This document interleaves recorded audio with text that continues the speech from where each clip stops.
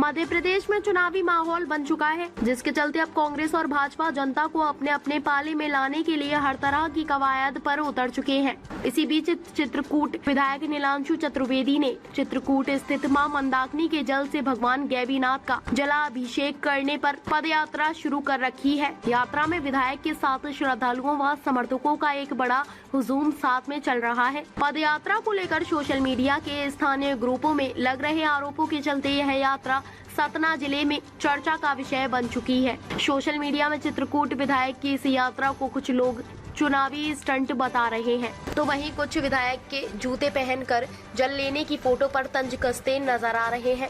जिस पर सवाल पूछने पर जवाब देते हुए चित्रकूट विधायक ने बताया कि मेरी यह यात्रा क्षेत्र को दौरी सागर बांध के रूप में मिली सौगात की वजह से है, जो कि कमलनाथ सरकार के द्वारा करीब 250 करोड़ रुपए के बजट में मिली थी। इसके लिए मैं भगवान गैवीनाथ का धन्यवाद करने जा रहा हूँ, क्योंकि यह सब उन्हीं की प्रेरणा का फल है जो अब मिला है। साथ ही विधायक ने कहा कि मेरे हाथ में जो जल है वह सिर्फ लोगों के स्पर्श के लिए है, ताकि लोग भी इस यात्रा के साक्षी बने एवं हर जन का अंश इस यात्रा में भगवान गैवीनाथ के धाम तक पहुँचे। बाकी भगवान के जलाभिषेक के लिए मुख्य जल का कलश रथ के आगे चल रहा है। यात्रा के तीसरे दिवस आज यह यात्रा मझगांव से सूतीक्षण आश्रम की ओर रवाना हो चुकी है। भगवान के जलाभिषेक के बाद का प्लान पूछने पर सामने आया विधायक चित्रकूट का बड़ा दावा।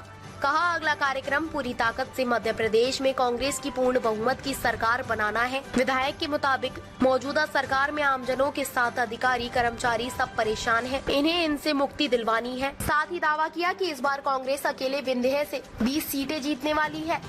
देखिए, पूरी तरह से धार्मिक आस्था का विषय है और पूरी तरह से धार्मिक यात्रा है।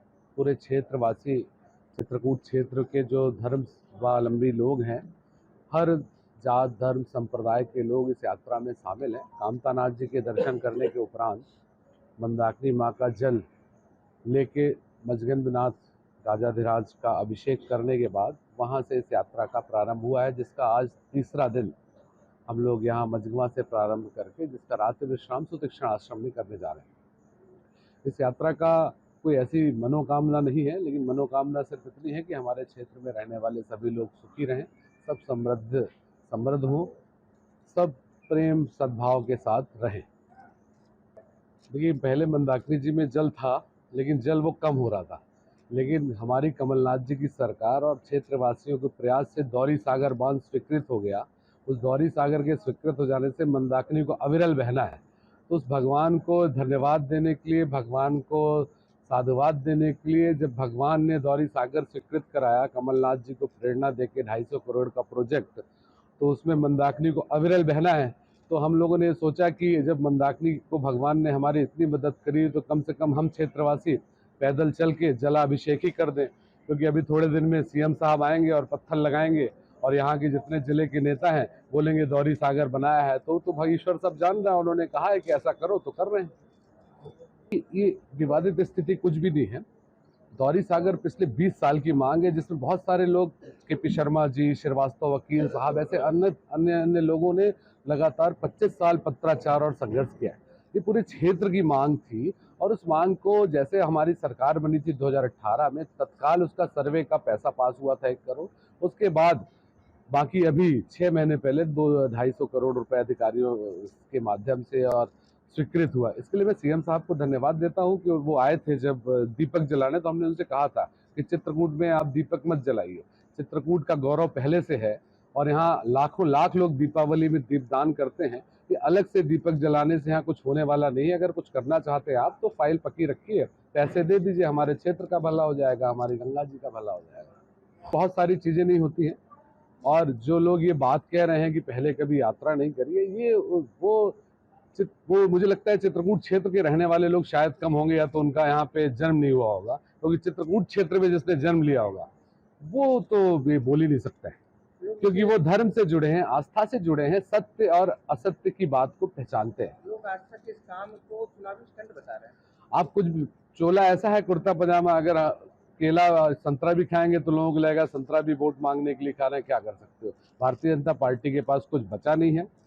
उनकी जमीन खिसक चुकी है। मध्य प्रदेश में पूर्ण बहुमत के साथ कांग्रेस की सरकार बन रही है, तो अब ये तरह तरह की चीजें इस प्रकार की करेंगी। और ये वो लोग जो आप बोल रहे हो कि कुछ लोग कहते हैं सांसद जी, विधायक जी पुराने, ये वो दौरी सागर के बारे में, अगर उन लोगों ने दौरी सागर का दा कहा हो, दौरी सागर का दा 20 साल में, तो कभी बताएं कि अगर दौरी सागर का दा कहा हो।